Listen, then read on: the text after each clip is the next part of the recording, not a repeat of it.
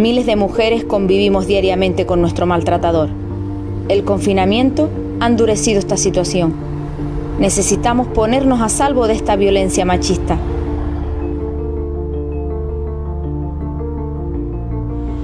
Por favor, quiero mascarilla 19.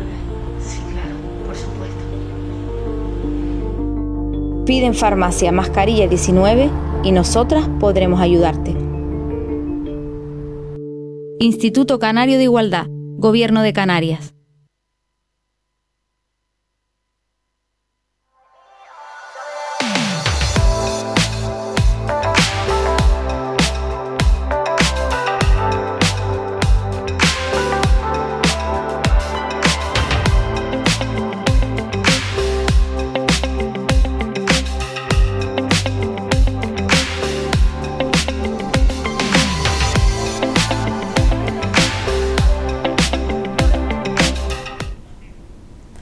Muy buenas tardes y bienvenidos al programa sobre igualdad de género, un programa producido por la Asociación Canarias Habla y financiado por el Gobierno de Canarias. En esta tarde de hoy hablaremos sobre la igualdad laboral y para ello contamos con Esther Ramírez Gallardo, responsable de Igualdad y Diversidad de la Confederación Sindical Independiente FETICO. Muy buenas tardes. Buenas tardes. Muchísimas gracias por estar aquí hoy con nosotros. A vosotros por invitarme otra vez. Bueno, la igualdad laboral es algo que aún sigue estando en nuestro país y bueno, esta desigualdad, se da pues a raíz de una serie de factores que todavía en determinadas empresas en España pues se sigue dando. Primero me gustaría centrarme en uno de los factores, que es la brecha salarial, y preguntarle si todavía aún a día de hoy en España sigue existiendo la brecha salarial entre hombres y mujeres. Pues sí, lamentablemente sigue existiendo esa brecha salarial. Concretamente en nuestro país está en torno al 20%. Esto significa que las mujeres de media cobramos un 20% menos que la media de salarios de los hombres. Así a priori no es que parezca, es una cifra contundente, o sea, es un titular llamativo que debería alarmarnos, ¿no? Sin embargo, yo creo que con este tema no hay que quedarse en el titular, porque parece que es un porcentaje muy alto a priori, pero hace falta bajarlo un poco a la realidad, que es lo que hacemos desde la Confederación Sindical Independiente en FETICO. Lo que tratamos es de bajar esa cifra a la realidad en las empresas. Nosotros trabajamos esas cifras, esas desigualdades a través de los convenios colectivos que negociamos y los planes de igualdad que tratamos. Creemos que esta es al final la única manera de confinar el problema, ¿no? Como si se tratara de un virus, es actuar a nivel local para ir sumando e impactar en esa cifra que a priori pues efectivamente sí que es muy grande. Y entendemos que esta brecha salarial, vamos a un poco explicar en qué consiste. Esta brecha salarial que dice la diferencia de sueldo entre hombres y mujeres, ¿sería con respecto al mismo puesto o en general? Pues es que depende, porque a priori cuando se inicia una relación laboral, a priori el salario base siempre debe ser el mismo. Es decir, entras en una empresa y a priori el salario base no se puede hacer una diferenciación entre mujeres y hombres. Donde vamos encontrando esa brecha salarial no es en ese momento inicial, sino con el paso del tiempo. Y además suele estar en otros factores retributivos, otro tipo de complementos, que es donde se va ampliando esa brecha. Por ejemplo, hay determinados complementos donde para la mujer, por la situación laboral y social que ocupa, es más difícil que acceda. Por ejemplo, los complementos de nocturnidad, pues teniendo en cuenta que las mujeres nos seguimos haciendo cargo de la vida familiar y tenemos unos horarios que no nos permiten ampliar hasta esas horas, es más difícil que podamos cobrar ese tipo de complementos, ¿no? Ahora es muy importante, a raíz de las novedades del Real Decreto que inciden directamente en las normativas de los planes de igualdad, que se hable de trabajo de igual valor, porque a priori parece que trabajamos en lo mismo, pero los conceptos retributivos se diferencian, ¿vale? Hay diferentes tipos de complementos y ahí es donde se va agrandando esa brecha y donde se va agrandando además a lo largo del tiempo. ¿Y cuáles son las causas por las que se da esta brecha salarial? Bueno, al final la brecha salarial es una de las consecuencias históricas de la desigualdad social que vivimos mujeres y hombres. No hemos sido nunca iguales, lamentablemente, aspiramos a eso, pero la historia lo que nos lleva es que la mujer siempre ha estado históricamente más relegada a un plano privado, un plano más centrado en los cuidados, en hacerse cargo de la familia. Sin embargo, pues el hombre de siempre ha sido quien ha adoptado ese protagonismo en la vida pública, ha sido pues quien ha traído ese dinero a casa, quien ha tenido un poco el privilegio de pues crear trabajo y trabajarlo, ¿no? Al final pues todo eso nos pasa factura, llegamos tarde y lo que pretendemos es equilibrar esa balanza. La brecha salarial la vemos, por ejemplo, uno de los indicativos es, por ejemplo, en el alto índice de parcialidad que sufrimos las mujeres, precisamente por eso, porque todavía seguimos haciéndonos cargo de esas labores más domésticas, de esos cuidados. También estamos en sectores más precarizados o menor remunerados o incluso menor valorados por la sociedad, como es el caso de los cuidados. Ahora hemos visto, a raíz de la crisis sanitaria, que el valor que tienen los cuidados, ¿no? Lo hemos visto en todos los sectores, y ha sido precisamente a raíz de esto donde se ha colocado a la mujer en la primera línea para hacer frente a la pandemia. Bueno, dice que históricamente, como todo el mundo sabemos, las mujeres pues estaban en casa y los hombres trabajando. Claro, esa manera de organizar la sociedad es lo que hace que ahora pues igualar los salarios para eliminar esta brecha salarial pues para muchos sea un problema. ¿Cuáles son los costos y los beneficios de igualar el salario, de eliminar esta brecha salarial? Claro, es que estamos hablando de erradicar una desigualdad retributiva entre mujeres y hombres. Al final el coste venimos pagándolo las mujeres, históricamente somos nosotras quienes sufrimos esa desigualdad. No podemos hablar de costes cuando hablamos de esto, sería como mercantilizar la igualdad. Es una cuestión de justicia social, no podemos permitir que las empresas saquen la calculadora y empiecen a valorar si es rentable o no es rentable algo que ya digo, es de justicia social, es algo que nos afecta a todos. Al final el coste será el que tenga que ser, cueste lo que cueste, tenemos que llegar a esa igualdad retributiva, que es lo que va a hacer que el beneficio al final va a ser social, nos convertirá en una sociedad mucho más justa, mucho más igualitaria. Y también pues que yo entiendo que como cualquier persona, las mujeres cuando vean que se hace justicia y que obtienen el resultado que se merecen, pues también pondrán más de su parte, que no estoy diciendo que no, pero sabes que es una manera de motivación también por parte de las empresas. Yo creo que es parte de todo. Ahí los sindicatos nosotros tenemos un papel muy importante. Ahí somos al final la herramienta o el eje vertebrador para que todas estas políticas que se implementan se cumplan, ¿no? Porque es verdad que tenemos muchas políticas para que esa realidad efectiva entre mujeres y hombres se lleve a cabo, pero no siempre se cumple. A mí siempre me ha sorprendido que solo el 25% de las empresas obligadas a tener planes de igualdad firmados, solo lo tienen un 25%, perdón.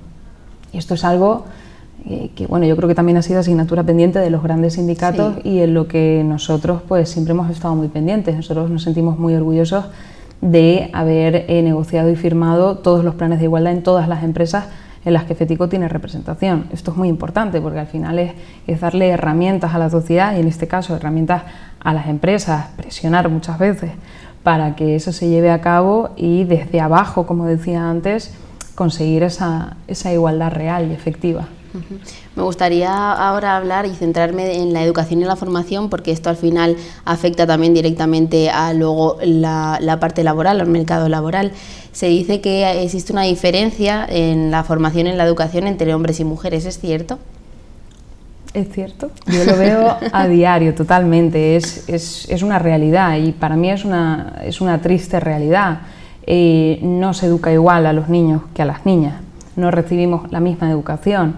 lamentablemente los roles de género están ahí y dejan mucha huella, porque al final nosotros todos hemos crecido escuchando frases del tipo, pues los niños no lloran, eso es cosa de niñas, o a los niños se les dan mejor los números y a las niñas pues se les da mejor la literatura, el arte, labores como más creativas, ¿no? Y al final este tipo de mensajes que recibimos desde que somos muy pequeños, que tampoco hay que irse a ningún sitio a buscarlo, basta con encender la televisión y ver por dónde van los anuncios de juguetes. Ahí se puede ver como todos los juegos o juguetes relacionados con la acción, para mí lo más divertido, con incluso deportes y demás, está protagonizado por niños, para niños. Además se utilizan determinados colores, el azul, el verde. Sin embargo, los juegos de los cuidados, los que tienen que ver con las muñecas, con la parte más creativa, tienen siempre esos tonos pastel, esos rosas, siempre protagonizados por niñas para niñas. Al final, todos esos mensajes que desde pequeñito nos están lanzando nos marcan, nos condicionan, porque al final las generaciones crecen pensando que hay cosas de niñas y cosas de niños. Y esto es un error, porque afecta a nuestra visión del mundo, afecta a nuestro desarrollo como personas y nos condiciona también incluso a la hora de tomar decisiones. En España, por ejemplo, las mujeres seguimos representando un porcentaje ínfimo en las carreras técnicas. Y no es que a las mujeres no nos interesen las carreras técnicas, es que el condicionamiento que hay detrás es muy grande. Por eso es tan importante educar sin roles de género, simplemente lanzando mensajes de no hay cosas de niños, no hay cosas de niñas, no hay trabajos para hombres, no hay trabajos para mujeres. El mundo no está así de polarizado. Lamentablemente lo está. Pero, perdona que le corte, ¿hasta qué punto cree que nos marca? Porque yo creo que, o sea, personalmente ahora la sociedad, aunque sí los mensajes o la publicidad nos puede decir eso, creo que la mentalidad un poco ha cambiado, por lo menos de las nuevas generaciones, ¿no? De si a mí me gusta esto y ya está, o sea, ¿no?